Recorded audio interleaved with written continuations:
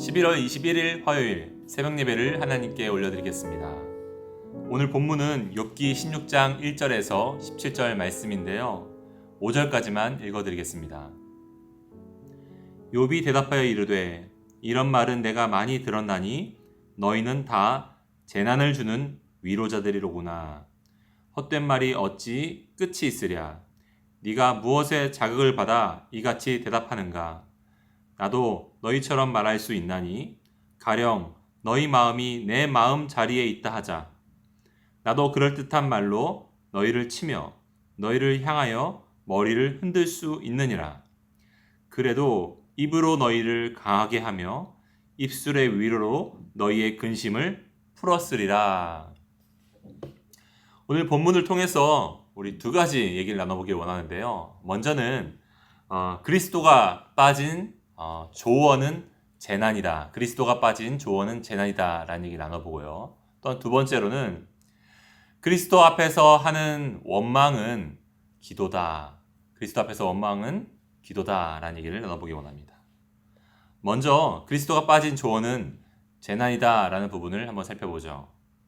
욥은 친구들에게 말합니다. 2절에 이런 말은 내가 많이 들었나니 너희는 다 재난을 주는 위로자들이로구나. 욥의 세 친구들이 한 말들은 이미 어디서나 들어봤을 법한 그런 말들이라는 겁니다. 그런 얘기를 들으려고 내가 내 고민을, 내 어려움들을 당신들에게 노출한 것이 아닌데 라는 얘기라는 거죠. 재난을 주는 위로자라는 표현을 한번 보십시오. 위로자인데 재난을 가져다 주는 위로자. 사람들이 고민을 털어놓을 때 우리가 상식적인 답을 몰라서 마음을 터놓는 게 아니잖아요. 우선은 공감을 받고 싶어서 내 어려움을 좀 이해받고 싶어서 나누는 거잖아요. 그런데 많은 사람들이 조언부터 합니다. 하지만 그것은 애써 마음을 터놓은 사람에게 재난 같은 소식이죠. 그래서 위로받으려고 마음을 겨우 꺼내놓았는데 한참을 옥신각신하다가 화가 잔뜩 머리 끝까지 치밀어 올라가지고 집에 돌아가는 경험이 아마 성도님들도 여러 번 살면서 경험을 해보신 부분일 겁니다. 그런 의미에서 욥기의 문맥을 잘 살펴보시면요. 재미있습니다. 친구들이 욥에게 잔뜩 얘기를 하면 욥이 그보다 더 많은 말을 쏟아놓습니다. 또 다른 친구와 얘기를 하면 욥은 훨씬 더 많은 지면을 할애해서 이야기를 하죠. 욥의 답답함이 느껴지십니까? 욥의 친구들은 적게 물어보고 더 많이 들어봤어야 됐습니다. 욥의 말을 잠잠히 들어주고 차마 다 이해할 수 없는 그의 고통에 같이 울어주고 필요한 일을 찾아주었으면 되었습니다. 그리고 하나님께서 붙들어 주시기를 구하고 복음의 소망을 붙잡을 수 있도록 마음의 방향을 정말 세심하게 조정할 수 있도록 도와줘야 됐습니다. 그것은 물론 정말 어려운 일입니다. 아무리 복된 소식이라도 결론적으로 도달해야 될 내용이지 그런 작업이 없이 처음부터 마치 고난이 없는 영광은 없다. 십자가 없는 면류관은 없으니 인내해라. 하나님이 결국 잘 되게 하실 것이다. 그렇게 성급하게 이야기를 하면 복음이라는 복된 소식이라고 느껴지지 않고 그것을 강요받는다는 느낌을 받을 것입니다. 그건 역시 재난으로 다가올 수 있습니다. 위로자는 정말로 지혜로워야 돼요. D.A. 칼슨이라는 신학자는 욥의 친구들은 참된 진리를 진술했을지언정 그 진리를 적용시키는 면에서 부적절했다라고 말합니다. 그의 말을 들어보십시오. 그들은 신학과 신학적 논리들을 치유의 방식이 아닌 상처가 되는 방식으로 사용했다. 바른 진술이지만 치유의 방식이 아니라 그것이 상처가 되는 방식으로 사용했다라는 겁니다. 그래서 욥은 4절 이하에 이렇게 말하죠. 나도 너희처럼 말할 수 있다. 그러나 너희와 같은 일을 내가 만약에 겪었다고 한다면 나는 분명 내 입을 사용해서 너희를 분명히 강하게 하고 근심을 풀어주었을 것이다. 너희 마음을 담대하게 하고 너희의 근심을 덜어주었을 것이다. 욥은 같은 진리여도 위로가 되는 방향으로 그 진리를 사용했을 것이다 라고 말하는 것입니다. 우리에게는 참 위로자가 있죠. 성령님은 보혜사, 즉 돕는 이라는 이름을 가지고 있습니다. 하지만 그런 뜻도 있지만 격려자라는 뜻도 있어요.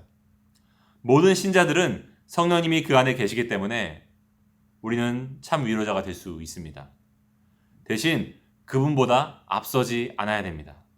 그리고 그분의 지혜를 구하면서 하나님이 내 앞에 있는 사람을 위로해 주시도록 우리는 위로해 줄 필요가 있습니다. 기도하면서 위로를 해야 돼요. 그래서 먼저는 물어주고 또 그의 이야기를 들어주고 공감해주고 필요한 것을 채워주면서 헤어질 때 그리스도의 복음으로 소망을 담아서 격려하시는 게 지혜인 것 같아요. 내 말이 너무 먼저 나가지 않도록, 내 생각이 너무 먼저 나가지 않도록 성령님께서 내 마음을 다스려 달라고 기도하면서 우리는 이야기를 들어주고 공감해주고 도와줘야 되는 것입니다. 이렇게 말하는 거죠. 헤어질 땐 이렇게 말하는 겁니다. 예수님이 그 고통을 가장 잘 아실 거야. 그분이 그 고통을 당하신 것은 우리를 영원한 고통에서 구해주시기 위함이니 분명 그분이 우리를 구해주실 거야. 내가 도울 것이 있다면 말해. 언제든 내가 예수님의 손이 되어줄게. 힘들지만 그분이 고통 중에도 함께 하신다는 사실을 우리 함께 기억하자. 여러분, 그리스도가 빠진 조언은요, 재난입니다. 또한 둘째로 그리스도 앞에서 원망하는 것은요, 기도예요. 6절까지는 욥의 대답이었다면 7절부터는 욥이 혼자서 하나님 앞에 하는 독백이 나와 있습니다.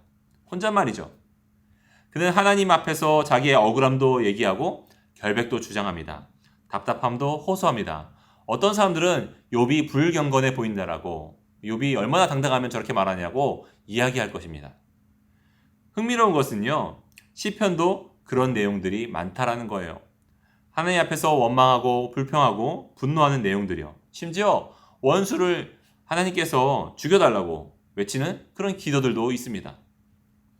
기도가 폭력적으로 느껴진다는 면에서 이게 이렇게 기도해도 되는 것인가 싶은 생각이 드는 것이 사실일 겁니다.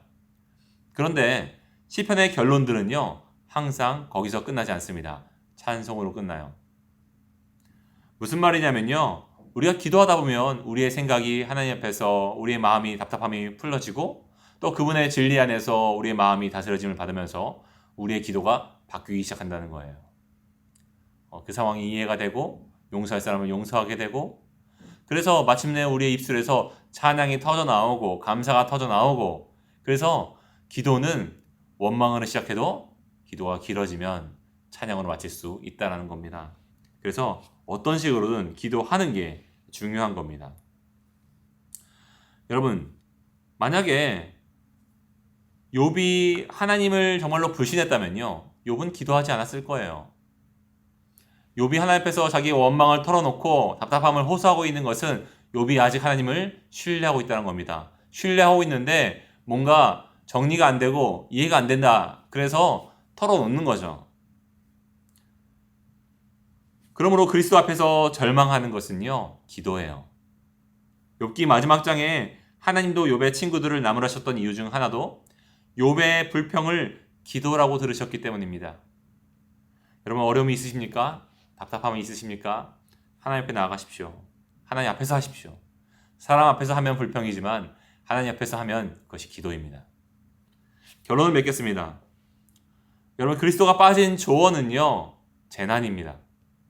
너무 성급히 조언하지 말고 진리라고 해도 위로하는 방향으로 하십시오. 먼저 조심스럽게 그 어려움을 물어보고 그리고 들어주고 공감해 주십시오. 충분히 듣고 난 다음에 내가 도울 수 있는 것을 묻고 찾아서 작게라도 도와주십시오. 그리고 헤어지기 전에 우리 복음으로 함께 소망을 붙잡자고 격려해 주십시오. 충분한 위로를 받고 난 다음이라고 한다면 그 사람은 복음으로 격려를 받을 수 있을 것입니다. 그것이 지혜예요. 또한 그리스도 앞에서 하는 원망은 기도입니다. 친구가 하나님 앞에서 고민하고 있다면요, 그것은 기도예요. 내용적으로 불신앙처럼 보여다고 하더라도요, 아직 하나님을 신뢰하고 있다는 증거입니다.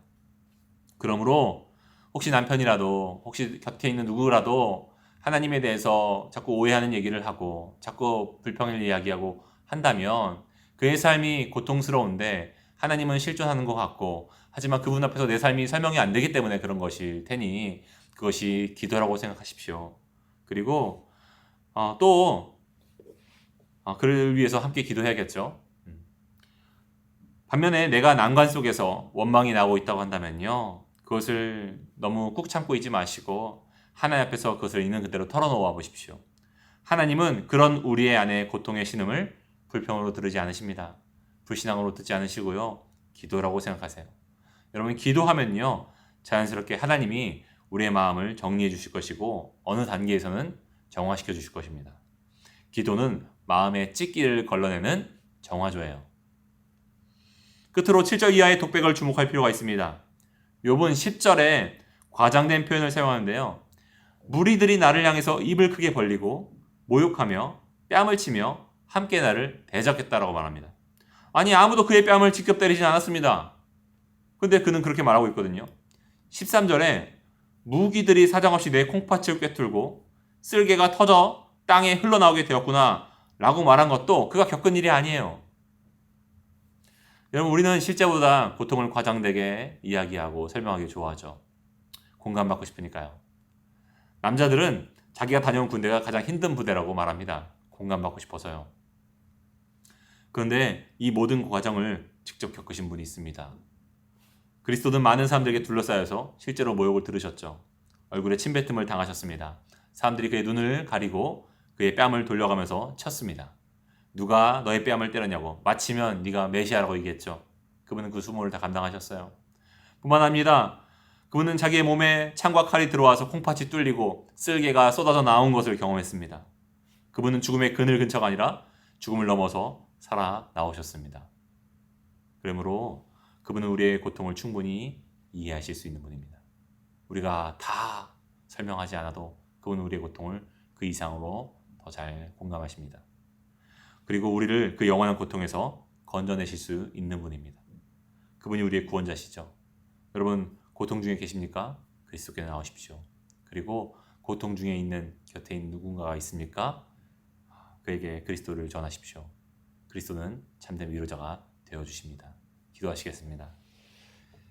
예수님, 그리스도가 없는 조언은 재난과도 같습니다. 우리가 조언함에 있어서 너무 우리의 평소 신념과 우리의 경험을 자랑하지 않게 하시고 참된 위로자가 되시는 성령님을 의지해서 묻고 듣고 공감해주며 도울 것을 돕고 세심하게 복음으로 격려할 수 있는 그런 지혜로운 위로자가 되게 하여 주옵소서. 또한 우리 어려움에 처한 성도들이 있다면 원망을 하나님 앞에서 쏟아놓게 하소서. 우리의 모든 넋두리를 들으실 준비가 되어 계신 분께 찾아가게 하시고 원망이 감사로 바뀔 때까지, 찬양이 터져나올 때까지 기도하게 하여 주옵소서. 예수님의 이름으로 감사하며 기도합니다. 아멘. 우리 오늘 두 가지만 놓고 기도했으면 좋겠는데요. 우리 먼저 그리스도로 위로한 자가 되기 원합니다. 그리스도로 위로한 자가 되기 원합니다. 내 삶의 자리에서, 그리고 교회 다락방 모임에서 우리가 누군가의 위로를 해주고 공감을 해줘야 될 때 지혜롭게 다가가되 그 끝에는 예수님의 말씀으로, 예수님이 행하신 일로, 예수님이 앞으로 행하실 일들로 우리가 위로하는 지혜로운 위로자가 되기를 원합니다. 또 두 번째로는요, 원망도 그리스도 앞에서 하는 자가 되기를 원합니다. 사람들은 우리가 불평한다 생각하지만 하나님은 우리가 기도한다고 생각하십니다. 그분께 우리 아픔을 털어놓으며 위로부터 내려오는 위로를 받으시기를 축복합니다. 함께 기도하시겠습니다.